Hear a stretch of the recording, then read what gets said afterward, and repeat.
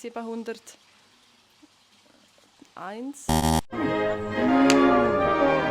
Welches ist der grösste Kanton der Schweiz? Graubünden. Finish the lyrics. Dreht dem Morgenrot daher, seh ich dich im Strahlenmeer. Und der höchste Teil. Dich, du hocherhabene, herrlicher. Das ist so cringe. Wie heisst ein berühmter Schweizer Freiheitskämpfer? Wilhelm Tell. Korrekt. Weißt du, aus welchem Kanton dass man sagt, dass er kommt? Uri. Stimmt. Welches ist der jüngste Kanton der Schweiz? Jura. Ja. Wie viele Kühe gibt es circa in der Schweiz? 4200.